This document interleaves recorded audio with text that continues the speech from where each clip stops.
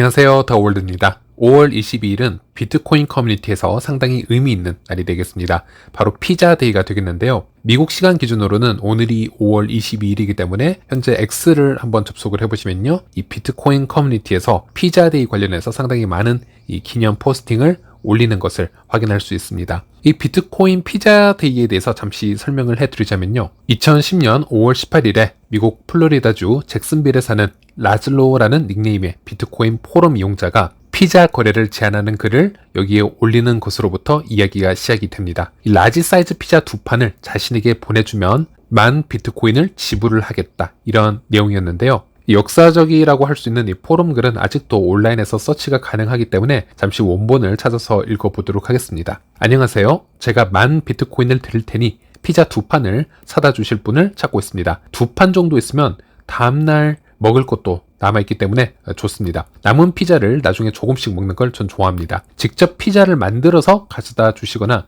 배달 주문을 해주셔도 상관없습니다. 제가 원하는 건 그냥 음식을 배달받고 그걸로 만족을 하는 겁니다. 호텔에서 조식 플래터를 주문하는 것처럼 말이죠. 그냥 음식이 오고 저는 행복하면 됩니다. 이렇게 글을 썼고요. 그리고 댓글을 한번 확인을 해보시면요. 상당히 많은 글들이 있었지만 선뜻 이 피자와 비트코인을 거래를 하겠다라는 사람이 나오지는 않았고요. 그래서 이 라즐로는 5월 21일에 다시 한번 댓글을 달게 됩니다. 아무도 피자를 사고 싶어 하지 않는 것 같습니다. 내가 제공하는 비트코인 금액이 너무 낮습니까? 라는 글을 달리기도 했는데요. 상당히 재밌는 글이죠. 참고로 이 라즐로가 이렇게 많은 비트코인을 소유할 수 있었던 이유로는 당시 대부분의 비트코인 채굴자들은 이 CPU로 채굴을 하고 있었기 때문에 하루에 1개에서 2개 정도의 이 블락을 채굴하는 것이 보통이었지만 이 라즐로는 이 GPU 채굴을 고안을 해서 하루에 그보다 무려 20배 이상의 보상량을 획득을 할 수 있었고, 그리고 이런 GPU 채굴로 인해서 분배 불균형이 시작이 되었기 때문에 심지어 이 비트코인 개발자인 사토시 나카모토가 이 블록체인 형성에 기여할 신규 채굴자의 유입을 저해한다라고 생각을 해서 이 라즐로에게 직접 이메일을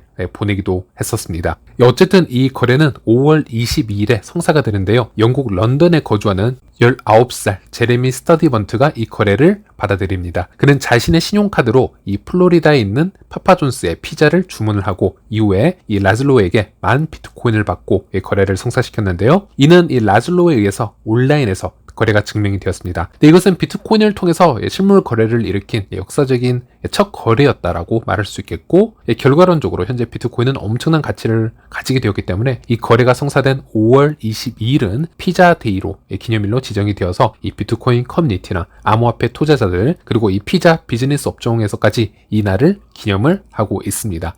추가적으로 설명을 좀 더 해드리자면요. 이 10,000개의 비트코인을 받은 제레미 스터디번트는요. 이 비트코인을 어떻게 처리를 하였을까? 어떻게 관리를 하였을까? 궁금해 하시는 분들도 있으실 텐데, 이 스터디번트는 그렇게 높은 가격을 이루지 못한 상태에서 이 비트코인을 모두 매도하고 대신 여행 경비에 모두 사용을 했다라고 합니다. 이 10,000 BTC를 모두 매도하고 얻은 금액은요, 약 $400 정도에 불과하였다라고 하고요. 물론 피자를 주문하고 얻은 비트코인이었기 때문에 엄청난 차익을 얻었다라고 당신은 생각을 할 수는 있었겠지만, 현재 이 1비트코인의 가격으로 보자면 좀 안타까운 상황이라고 보시면 되겠습니다. 미디어에서 이 제레미 스터디번트가 인터뷰한 내용이 있는데요. 당시 이 스터디번트는 비트코인이 이렇게 엄청나게 성장할 줄은 몰랐다라고 얘기를 하고 있고요. 하지만 무한한 부를 놓친 것에 대해서는 후회를 하기보다는 이 글로벌 현상의 일환이 된 것이 자랑스럽다, 이렇게 표현을 하고, 그리고 만약 내가 그것을 투자로 여겼다면 이 비트코인을 좀 더 오래 보유했을지도 모른다, 이렇게 언급을 하였습니다. 그리고 이 10,000 BTC를 사용을 해서 피자를 받았던 이 라즐로 한예치의 인터뷰 내용을 보면은 이 역시 후회하고 있지는 않다, 그런 식으로 비트코인의 초기 역사에 참여하게 되어서 매우 기쁩니다, 또 이렇게 생각을 전하기도 했다라고 합니다. 이렇게 피자데이의 세부 내용에 대해서 잠시 한번 살펴보았고요. 그리고 이번에는 파이 생태계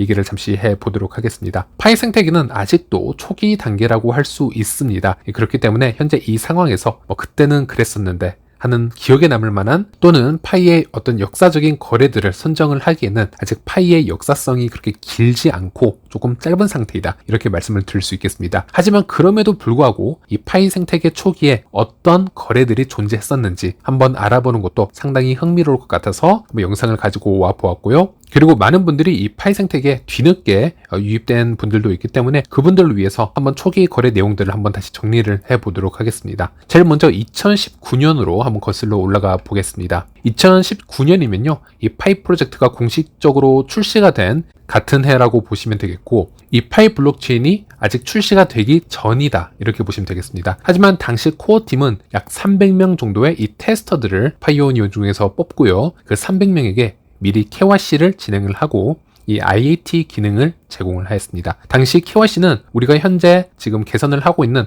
탈중앙 KYC가 아닌 중앙형 KYC로 진행을 하였고요. 여기서 IAT 기능이라는 것은 인앱 트랜스퍼 기능이라고 해서 당시 이 300명이 순수 본인 채굴량을 기준으로만 해서 미리 상품이나 서비스를 파이코인으로 거래를 할 수 있게끔, 그래서 이 파이코인이라는 이 가치를 미리 전달할 수 있게끔, 그래서 미래 파이 블록체인이 출시가 되면 그 약속된 계산을 적용하게끔 그렇게 코어팀은 디자인을 하였습니다. 그래서 블록체인을 개발을 해야 되는 이 초기 생태계 동안 미리 파이의 거래 문화를 이렇게 만들어 놓고요, 유저들의 인식을 변화시켜 나가는 것이 코어팀은 얼마나 이것을 중요하게 생각을 했는지 다시 한번 알 수 있는 부분이라고 보시면 되겠습니다. 영상에서 현재 보시는 것처럼 IAT 기능을 가진 사람들은 상대방의 아이디만 알게 되면 본인 채굴량에서 기본적으로 파이코인을 전송을 할 수 있었고요, 어떤 상품을 거래했는지도 메모에 기록을 했어야 되는데, 당시에도 이 파이코인은 당연히 현금이나 타 암호화폐 거래를 금지를 하였고, 코어티는 이 300여 명의 이 테스터들의 거래를 모니터링을 하였습니다. 그래서 당시 일어났던 거래가 이 파이 생태계 역사상 가장 먼저 일어났었던 거래들이라고 보시면 되겠고요. 그리고 2020년에 이 300여 명의 이 테스터들이 만들어낸 기록으로 파이 코어팀은 간단한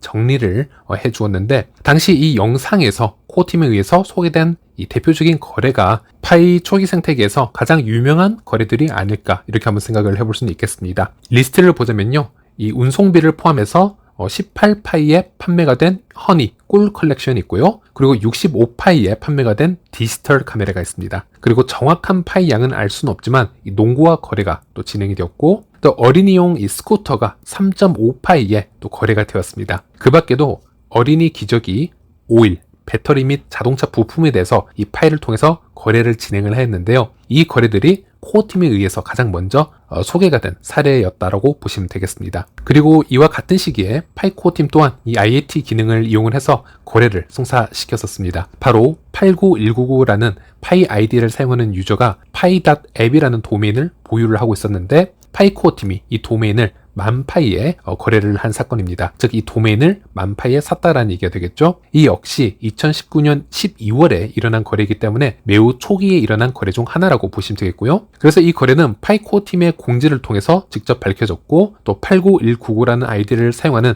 이 중국 파이오니어에 의해서 이 거래 내용이 또 공개가 된 적이 있었습니다. 이것도 오랫동안 회자될 거래 중 하나라고 보시면 되겠습니다. 그리고 그 후에 파이의 블록체인이 출시가 된 상태에서 우리의 메인넷 비수탁형 지갑을 통해서 거래를 성사한 이 초기 대표 거래를 한번 보도록 하겠습니다. 실제 블록체인이나 이 온라인 거래를 통해서 확인을 해보시면 아시겠지만, 파이코인을 이제 마이그레이션을 받은 상태로 우리가 P2P 거래를 함에 있어서 하루에도 이제는 수백 건, 수천 건의 거래가 일어나고 있기 때문에 어떤 P2P 거래를 먼저 기념을 하느냐, 이런 것을 뽑기는 매우 어렵다라고 보시면 되겠고요. 또 국가별, 커뮤니티별로 조금씩 다르게 해석이 될 수 있겠습니다. 예를 들어 레딧 사이트에서 검색을 해보시면요, 2022년 필리핀에서 이 옐로우캡 피자 2판을 20파이로 거래를 성사를 시켰는데, 이것을 필리핀 최초의 거래로 얘기를 하고 있고, 또 구글에서 검색을 하면은 이 자료가 먼저 뜨는 것을 확인할 수 있습니다. 즉 지금으로부터 5년 후나 10년 후에 구글에서 세계인들이 이 파이의 첫 거래를 검색을 해보게 된다면, 이런 자료가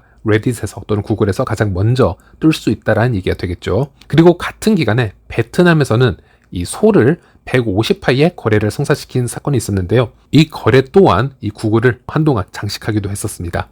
그래서 이런 거래들이 해외에서는 상당히 쉽게 검색어로 뜨기 때문에 미래 파이의 첫 거래들을 영어로 검색을 하다 보면 이제 이런 자료들이 레전드 자료로 남을 확률도 있다, 이렇게 말씀드릴 수 있겠고, 그리고 국내 생태계로 한번 들어와 봐서 예를 들어서 파이파파 커뮤니티에서 한번 검색을 해보면요, 이 거래 인증란이 있습니다. 현재는 이 너무 많은 P2P 거래가 존재하기 때문에 지금은 다 헤아릴 수가 없고요. 대신 가장 첫 번째 이 게시글을 한번 보면요. 2022년 7월 13일 게시글로 우리가 확인을 할 수 있습니다. 파이 마이그레이션이 정식으로 시작된 시기가 2022년 6월 말이었기 때문에 정말 이 초기 생태계였다라고 보시면 되겠고요. 당시 중고 그래픽 카드를 1파이에 거래한 사례가 이 파이파파 커뮤니티 기준으로 해서 가장 첫 거래라고 할 수 있겠습니다. 첫 거래인지는 모르겠지만은 인증 게시글을 가장 먼저 올린 사례라고 볼 수 있겠고요. 그래서 이 게시물을 올린 분이나 우리들이 5년 뒤나 10년 뒤에 이 게시물로 다시 찾아와서 이 채팅 내용이나 게시글 이 댓글을 다시 한번 살펴본다면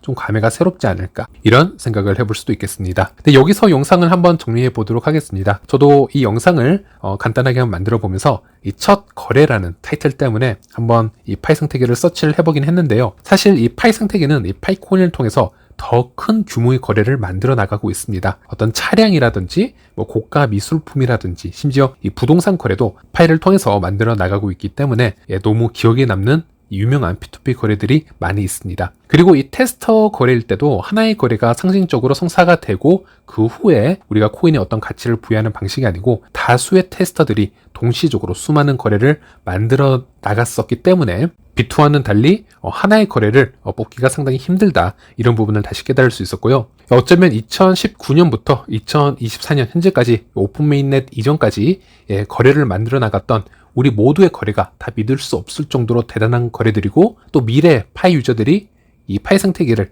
다시 재평가를 할 때 이 수많은 수천 건, 수만 건, 수십만 건 이상의 이 P2P 거래들, 자료들을 한번 보면서 이때는 이런 거래들이 있었구나. 이런 분위기와 이런 가치로 거래가 되었구나. 이렇게 하루 종일 이 시기에 거래들을 서치하고 재밌어하는 그런 날이 오지 않을까 이렇게 한번 생각을 해보았습니다. 네, 마지막으로 일단 파이는 매년 3월 14일 파이데이와 6월 28일 파이투데이라는 그런 기념하는 날이 존재하고 있습니다. 특히 매년 3월 14일 파이데이는요, 우리는 정말 여러 가지를 이날에 기념을 하기 시작을 했습니다. 간단하게 집에서 파이를 구워보기도 하고요. 또 여러 의미 있는 거래를 진행을 해보기도 하고 또 파이 개발자들도 이 파이데이에 맞춰서 여러 가지 중요한 업데이트를 발표를 하기 시작을 했습니다. 그래서 파이의 이 역사가 깊어지면 깊어질수록 이 매년 3월 14일과 또는 6월 28일의 중요성이 점점 커질 거라고 생각을 합니다. 그래서 저도 이번 비트코인 피자데이를 한번 맞이해서 피자데이를 소개를 해드리면서 이 파이 생태계 첫 거래를 저도 한번 찾아보고 미래 기념이 될 만한 사건이